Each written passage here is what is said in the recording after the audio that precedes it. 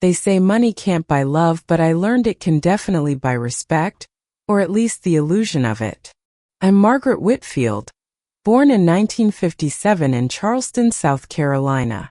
Back in 2023, at age 66, my son David told me I wasn't good enough for his wedding day. I felt my heart shatter into 1,000 pieces, but then something happened that changed everything. Today, at 67 and living my best life in Savannah, I'm finally sharing this because every woman deserves to know her worth. If you're listening, drop your location below, and don't forget to like and subscribe. The morning of David's wedding to Isabella started like any other Saturday, except my hands were trembling as I applied my lipstick. For months, I'd been secretly funding this extravagant affair: the 5-star hotel ballroom, the imported flowers, the designer cake, even the honeymoon suite in Tuscany. $80,000 of my retirement savings, gone without a single thank you. But I told myself it was worth it because this was my only son's special day. David had always been ashamed of our modest beginnings. Growing up in a small apartment above my seamstress shop, he'd watch me work 16-hour days just to keep food on the table after his father left us. When he got his MBA and landed that corporate job in Atlanta, suddenly our little Charleston home wasn't good enough anymore. Our Sunday dinners became monthly obligations. My calls went straight to voicemail. But when he announced his engagement to Isabella, daughter of some prominent Atlanta family, I saw an opportunity to bridge the gap between us. "Mom, this wedding needs to be perfect," he'd said during one of our rare phone conversations. "Isabella's parents are expecting something spectacular." So I opened my checkbook, thinking maybe this gesture would finally earn me a place in his new life. The hotel lobby buzzed with wedding preparations when I arrived that morning, wearing my best navy dress, the one I'd bought specifically for this day. Crystal chandeliers cast rainbow patterns across marble floors, and white roses filled every corner. My heart swelled with pride knowing I'd made this fairy tale possible. I approached the reception desk with my invitation, ready to check in and maybe help with last-minute details. The young woman behind the counter typed my name into her computer, frowned, then typed again. "I'm sorry, ma'am, but I don't see you on the guest list." "There must be some mistake," I said, my voice catching slightly. "I'm Margaret Whitfield, David's mother." She called over her supervisor, who confirmed what I was beginning to fear. My name wasn't anywhere on the list. Not as a guest, not as family, nowhere. The supervisor suggested I contact the groom directly, so with shaking fingers I dialed David's number. "Mom, what are you doing here?" His voice was sharp, annoyed, like I was some unwanted solicitor. "I'm here for your wedding, sweetheart. But there seems to be some confusion with the guest list." The silence stretched so long I thought the call had dropped. Then he sighed, that exasperated sound I'd heard too many times. "Mom, listen, this is complicated. Isabella's family. They have certain expectations about the guest list. It's very exclusive, very curated. You wouldn't really fit in with this crowd." The words hit me like a physical blow. "David, I'm your mother. I know, and I appreciate everything you've done, but this day needs to be perfect. Maybe we can have dinner next week to celebrate, just the three of us." I stood there in that opulent lobby, surrounded by the luxury I'd paid for, feeling smaller than I'd ever felt in my life. Guests in designer clothes swept past me, heading toward the ballroom where my son would marry his bride in a ceremony funded by the woman he was too ashamed to acknowledge. "You weren't invited, Mom. I'm sorry, but you need to go." The line went dead. I stared at my phone, then at the beautiful chaos around me: the flowers I'd chosen, the champagne I'd ordered, the photographer I'd hired. Every detail bore my financial fingerprint, yet I was being erased from the story. That's when something shifted inside me. The hurt transformed into something harder, sharper. I walked calmly to a quiet corner of the lobby and made 3 phone calls that would change everything. First, to my bank. Second, to the wedding planner. Third, to the hotel's billing department. I need to cancel all payments related to the Whitfield Morrison wedding, I said to each person, my voice steady as steel. Effective immediately. Within minutes, my phone was buzzing with frantic calls from vendors, but I'd already turned it off. I walked out of that hotel with my head held high, leaving behind the son who'd forgotten where he came from, and the wedding that was about to become a very expensive lesson in respect. The real story was just beginning. The chaos began exactly 47 minutes after I left that hotel. I was sitting in my car in the parking lot of a nearby diner, sipping coffee and watching my phone buzz incessantly with blocked calls. The wedding planner was probably having a meltdown, the caterers were likely panicking, and the florists were discovering their payments had been reversed. But I felt nothing except a strange, liberating calm. My granddaughter Emma called first. Sweet Emma, David's daughter from his first marriage, the only family member who still treated me like I mattered. Grandma Maggie, something crazy is happening at Dad's wedding. The vendors are all leaving, saying their payments got canceled.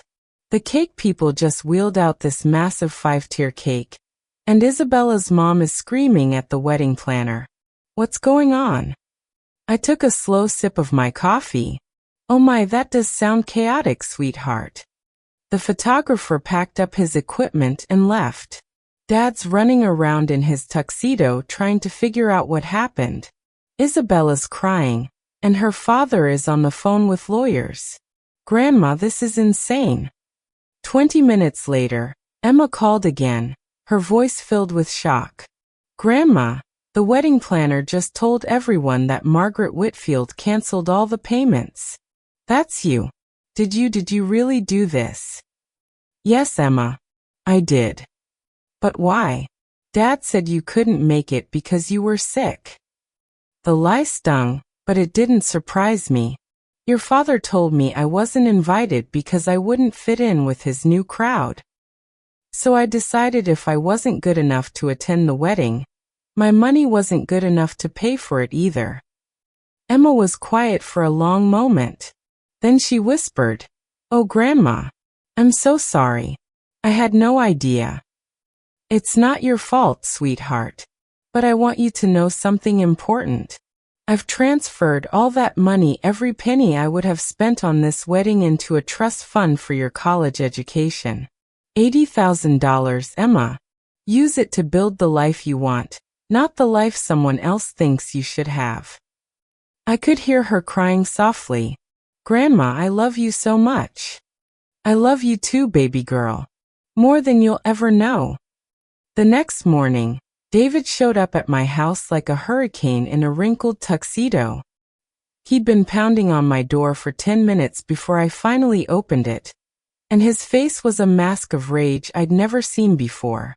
How could you do this to me? He screamed, pushing past me into my living room. You destroyed my wedding. Isabella's family thinks I'm some kind of fraud who can't even pay for his own ceremony. Her father is threatening to have me investigated for financial misrepresentation. I closed the door calmly and turned to face my son. Would you like some coffee, David? Coffee? Coffee? Mom, you ruined my life. The honeymoon is canceled because apparently you paid for that too. Isabella's barely speaking to me. Her mother called me a con artist. Sit down, I said firmly, using the voice that had gotten him through homework and heartbreaks when he was young. Surprisingly, he obeyed, collapsing onto my sofa like a deflated balloon. David, for 38 years I've been your mother. I worked 3 jobs to put you through college. I gave you my car when yours broke down. I co-signed your first apartment lease, your student loans, even helped with the down payment on your house. And yesterday, you told me I wasn't good enough to witness the most important day of your life. Mom, it wasn't personal.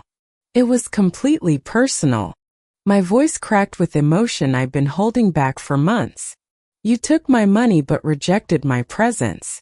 You wanted my financial support but not my love. Well, congratulations, son.